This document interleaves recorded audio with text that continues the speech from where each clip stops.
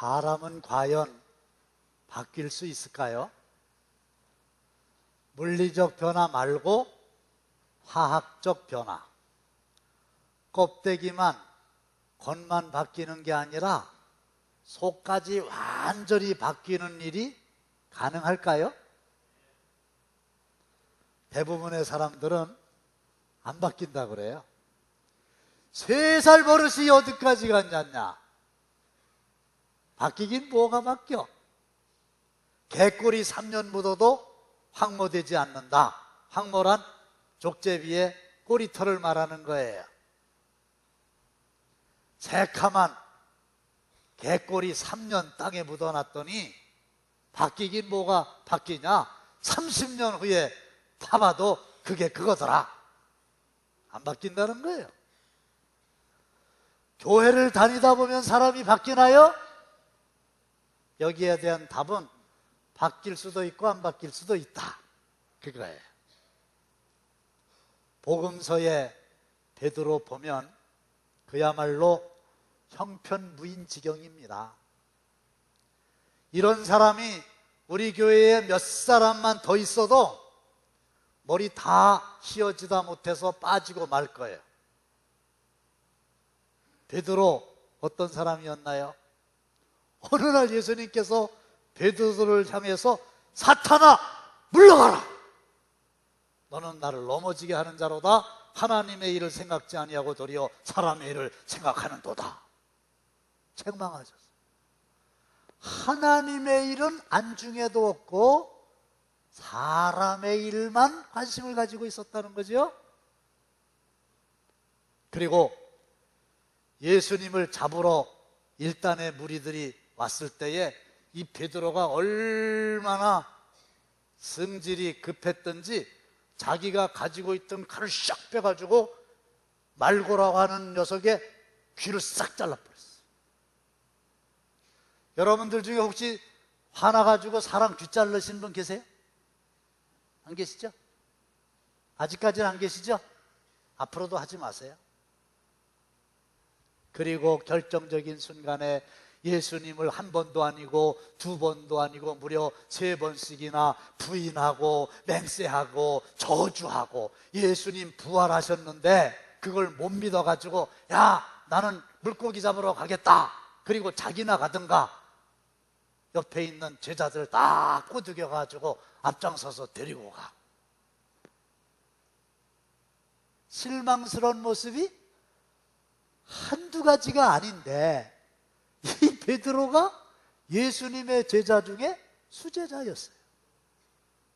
근데 놀라운 거는요, 이 똑같은 베드로가 사도행전으로 딱 넘어오면서부터 완전히 다른 사람으로 바뀌었어요.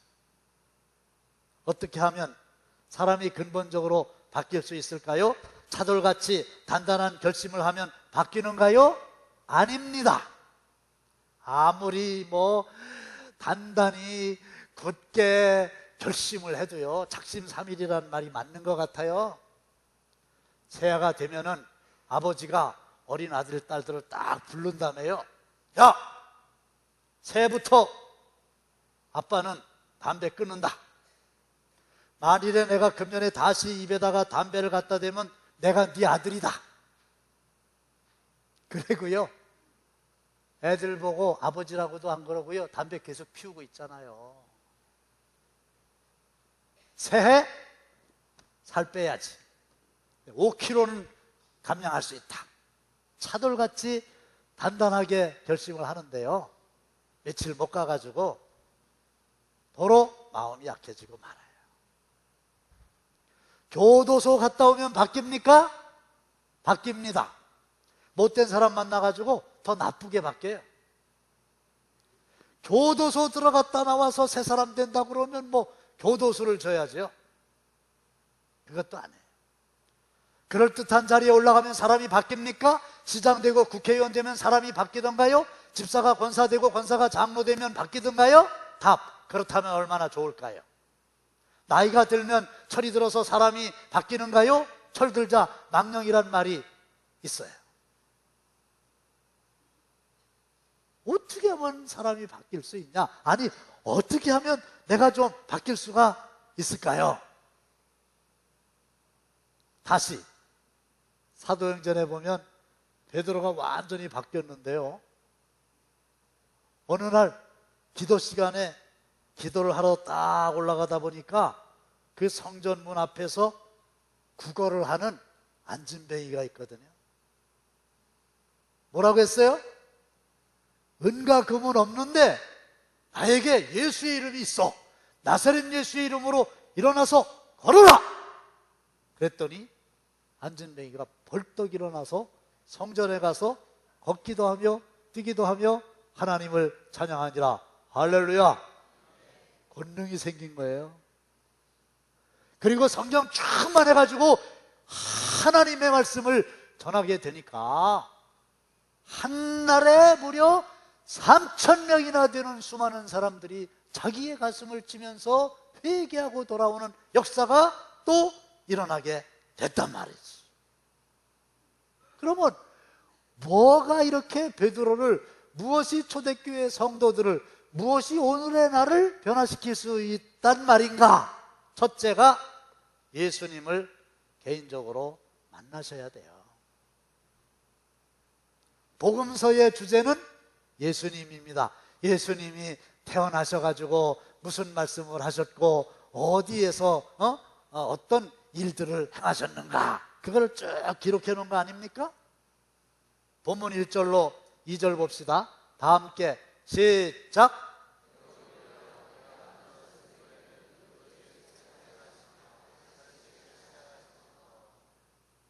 넘겨보세요. 시작.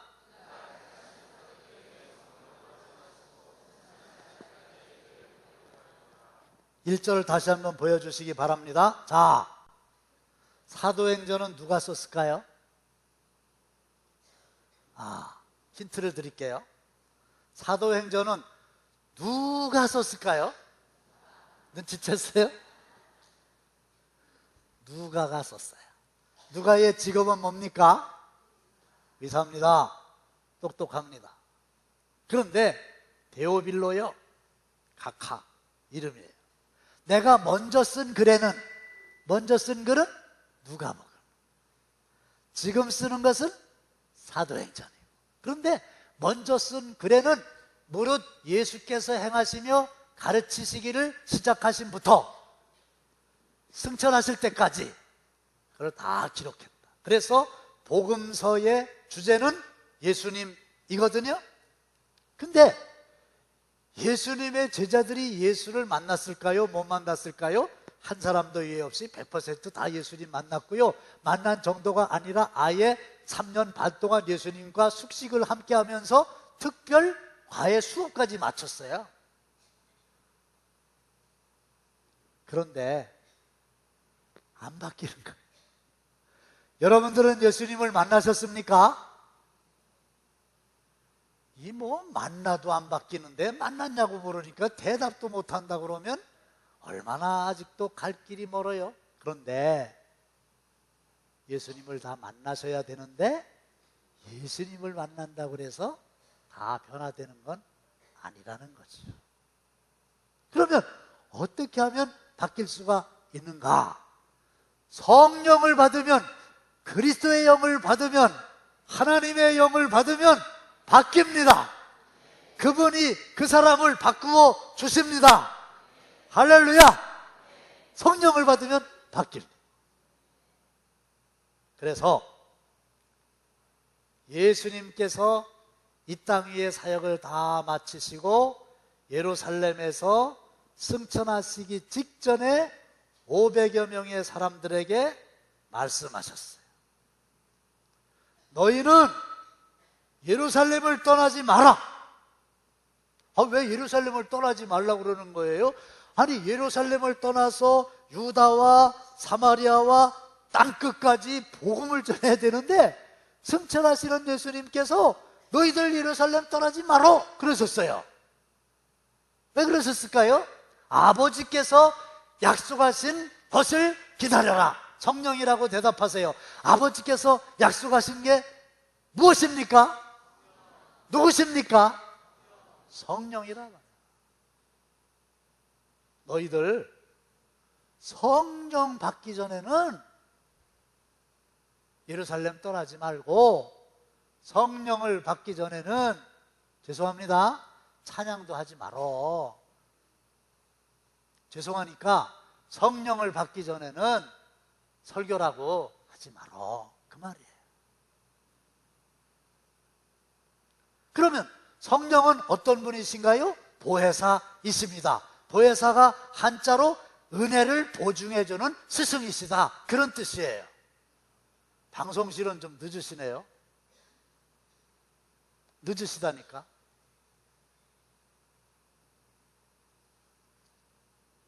다음.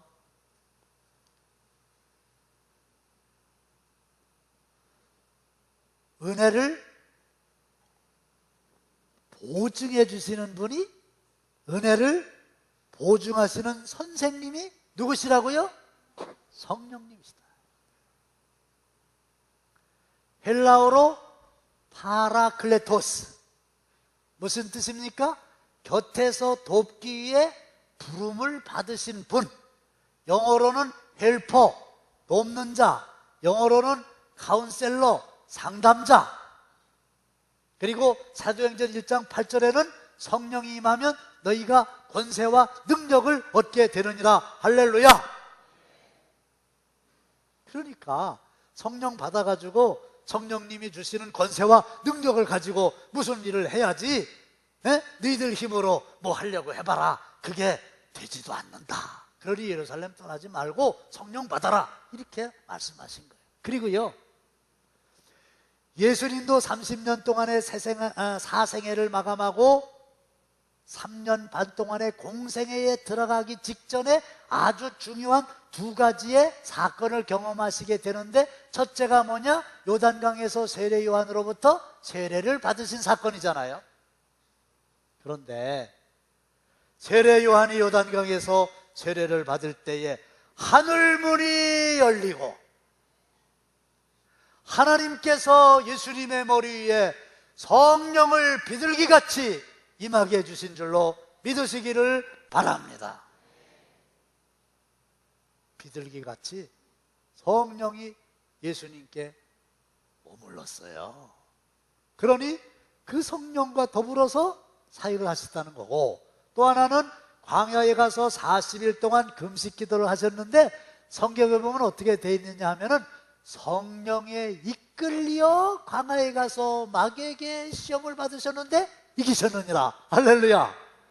성령에 이끌려서 가신 거예요. 성령을 받으시고 성령에 이끌려서 사역을 하셨다, 그 말입니다. 그리고 초대교회에서 7명의 집사를 선출할 때에 자격 조건이 있었는데, 그 자격 조건이 뭐냐? 주일 성수해야 된다, 11조 해야 된다, 새벽 예배 나와야 된다, 속회 드려야 된다, 선교에 참여해야 된다. 그거 아니었어요. 그런 거 없어요. 왜? 그건 기본. 뭐가 있었냐? 성령 충만한 사람입니다. 할렐루야. 성령이 충만해야 무슨 집사가 돼가지고 교회에서 하나님의 일을 한다고 하지. 그리고 하나님의 말씀에 보면 누구든지 그리스도의 영이 없으면 그리스도의 사람이 아니니라. 목사도 장로도 권사도 누구도 성령을 받지 못하면 그거는 그리스도인도 아니라는. 그래서 대학생 선교회 CCC의 유명한 슬로건, 기도보다 앞서지 말고 성령보다 앞서지 말라. 할렐루야. 그래서 아무리 차돌같이 단단한 결심하고 아무리 신앙생활 오래 하고 하나님의 말씀을 달달 외우고 뼈가 빠져라고 봉사한다 할지라도 그게 다 중요하지만 성령을 받지 않고 하는 거는 의미가 없고 절대로 사람이 바뀌지 않는다는 거니, 성령 받는 방법은 다음 기회에 제가 또 기도하며 설교로 준비할 것을 약속드리고, 모두 다 성령 충만함 받아서 새 사람 되시기를 주님의 이름으로 축원합니다. 그 다음에 성령을 받으면요, 생각이 달라져요. 그리고 생각이 달라질 때 사람이 달라지는 겁니다. 요한복음 14장 26절입니다. 시작. 보혜사 곧 아버지께서 내 이름으로 보내실 성령, 그가 너에게 모든 것을 가르치고 내가 너에게 말한 모든 것을 생각나게 하리라. 그래서 예수님께서 하신 말씀을 결정적인 순간에 생각나도록 해주시는 분이 누구시다? 보혜사 성령님이시다. 그래서 성령을 받게 되면요, 내 생각대로 사는 게 아니라 성령님께서 주시는 예수님의 말씀대로 살게 되니까 사람이 바뀐다는 거죠. 예수님은요, 온통 마음속에 하나님의 나라로만 가득 차 있으셨어요. 3절입니다. 시작.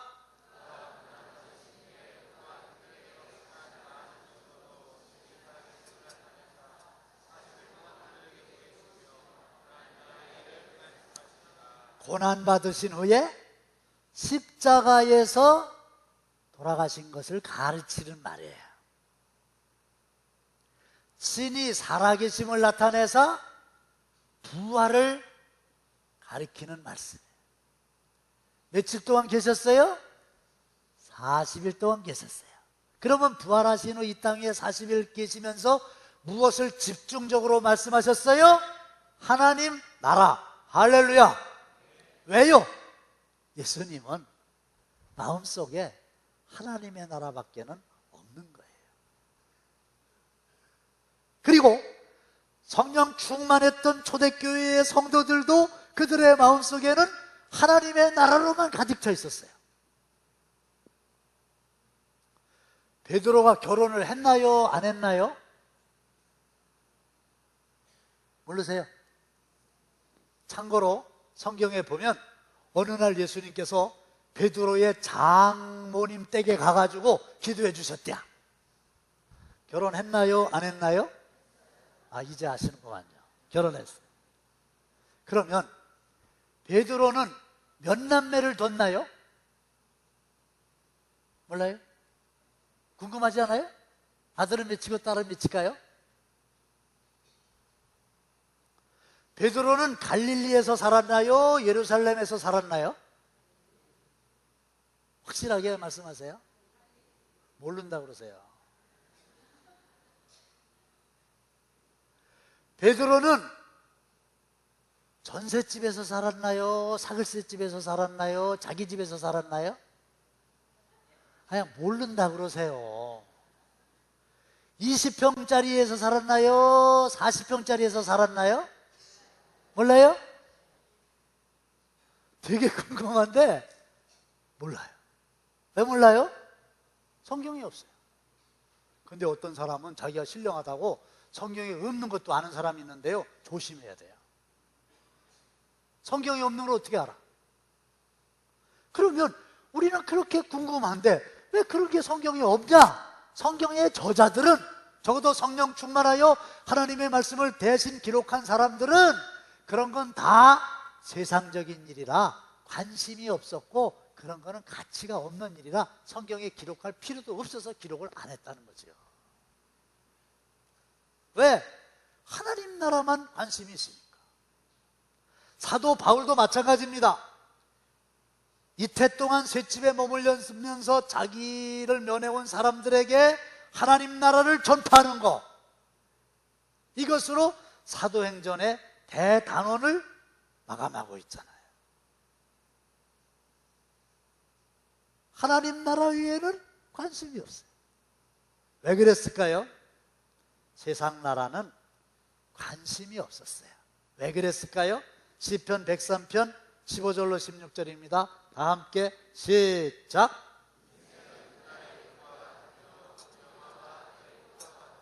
그것은 바람이 지나가면 없어지나니 그 있던 자리도 다시 알지 못하거니. 인생은 그날이 뭐와 같다?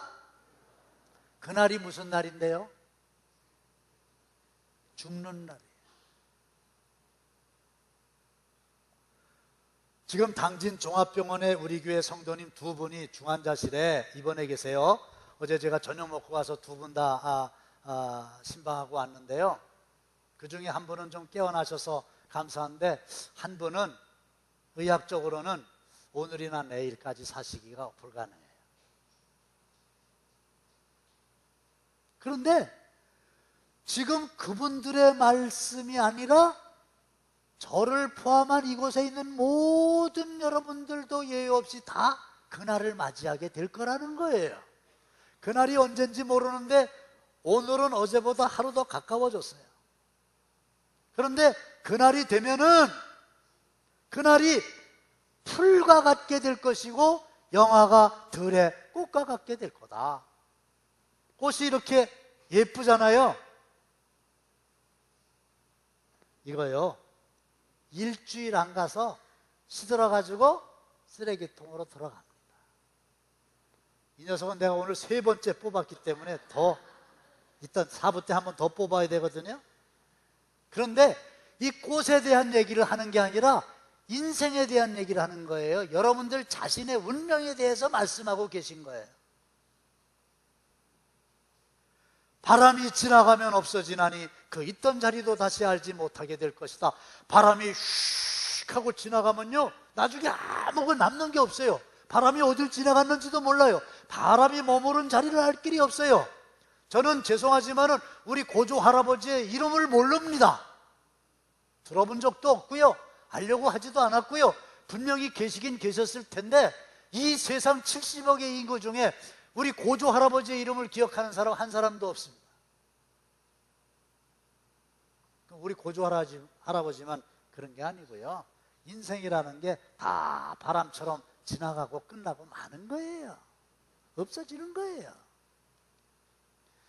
이게 세상 나라의 끝이에요. 여러분들의 관심은 어디에 있으신가요? 하나님 나라입니까? 이 세상 나라입니까? 어떤 생각으로 살아가십니까? 어떤 마음으로 살아가길 원하십니까? 추운 겨울날 군인들 우통 딱 벗고 막 이렇게 구모합니다. 그러다가 상관이 얼음 깨고 물로 들어가! 그러면 들어가야 되나요? 추우니까 안 들어가도 되나요? 목사님 군대 갔다 오셨어? 들어가야 돼요. 제정신일까요? 아니에요. 그 무슨 정신일까요? 그걸 군인 정신이라고 그러는.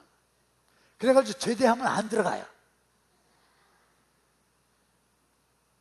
제정신이 아니에요. 군인 정신. 평상시에는 얌전하고 부끄러움 잘 타고 사람 앞에 나가지도 못하는 사람이 술을 딱 먹게 되면요, 간이 부어가지고요, 사람들 앞에 딱 나가가지고요, 큰 소리 막 빵빵 치게 되고요, 호주머니에 있는 2천만 원 수표, 야, 너 써라고 딱 줍니다. 제정신이에요? 제정신 아니에요. 그럼 뭐예요? 술정신? 우리 사촌 처남이 있는데요, 진짜로 술 먹고 2천만 원 줬어요. 진짜로. 그리고 술 깨고 나서 도로 받아왔어요. 그러니까 여러분들 술 먹은 사람이 돈 많이 주면요, 쓰면은 그 이튿날 물어내야 돼요. 제정신이 아니에요. 그런데 교회를 다니고 예수를 만났다고 성령을 받았다고 나는요 이 땅에 정들 수 없도다. 이것도 제정신 아니에요. 무슨 정신이에요? 성령의 정신. 성령께서 주시는 정신, 성령께서 주시는 생각. 할렐루야. 내가 변화되지 않으면 여러분들의 가정 안 바뀝니다. 내가 바뀌지 않으면 내가 직장 생활하는 그곳 바뀌지 않습니다. 내가 바뀌지 않으면 당진 감리교회 하나도 바뀌지 않습니다. 내가 바뀌지 않으면 이 나라 이 민족 절대 바뀌지 않습니다. 내가 바뀌는 은혜가 임하시기를 주님의 이름으로 축원합니다.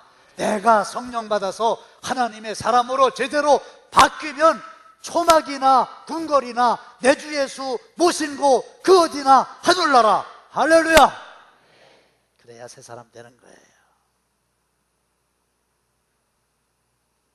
예수님을 개인적으로 만나십시오. 그러나 그것만으로는 부족합니다. 성령을 충만하게 받으시고 성령께서 주시는 생각, 주님의 생각으로 달라지셔서 하늘나라 백성으로, 하나님의 자녀로 세상과 싸워 이기고 죄와 싸워 승리하는 저와 여러분들 다 되시기를 주님의 이름으로 축원합니다.